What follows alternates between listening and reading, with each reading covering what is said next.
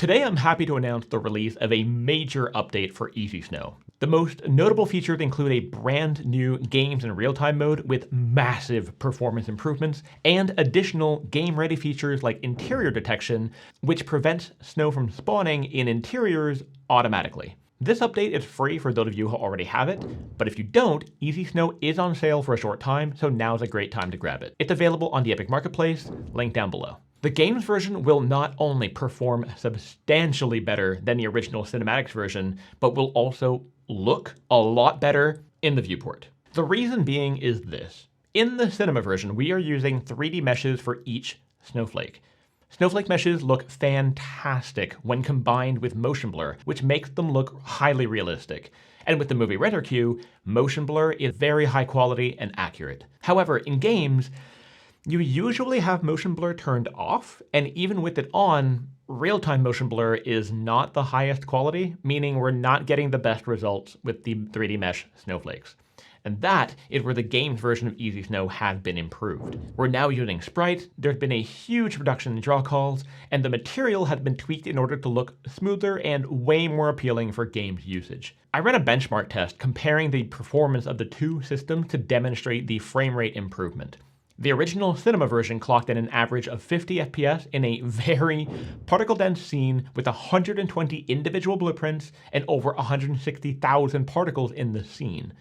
The same scene using the games and real-time version of the blueprint got an average frame rate of 151 FPS, which goes to show how insane the improvements have been. So it goes without saying, if you are rendering shots with the movie render queue for cinematics usage, absolutely use the cinema blueprint. Your results will be way better because quality comes first and you'll get the best results that way. But for games or virtual production, the games version of the tool is for you. So let's take a look at the new features one by one. First off, you'll see you now have two blueprints here, cinema and game/real-time. The third being the masking feature, which I already covered in the original tutorial. If you've already been using EasySnow in your project, don't worry. Absolutely nothing changes for you. Nothing will break in your project if you update.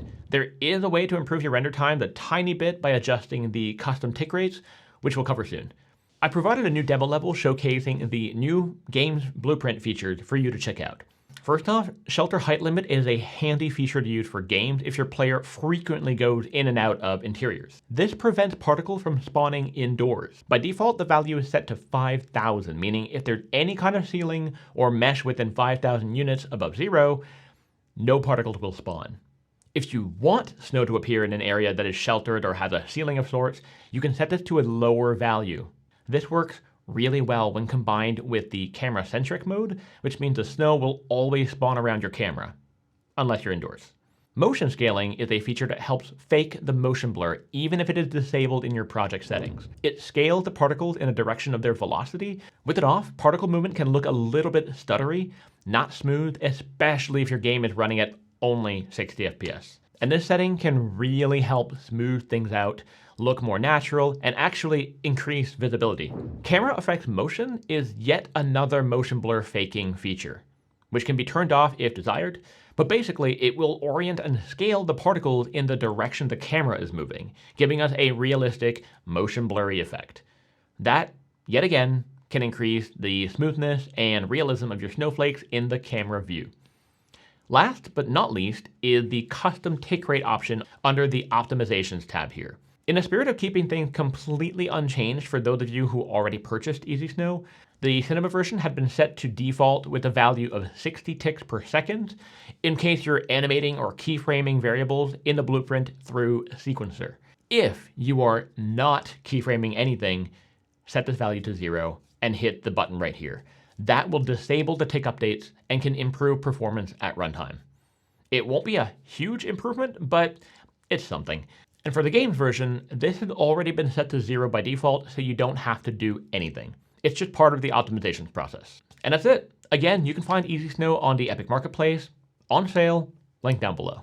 So thank you so much for watching, everyone. If you have any comments or criticisms about EasySnow, let me know in the comments below. I would love to hear it. And as always, folks, happy rendering.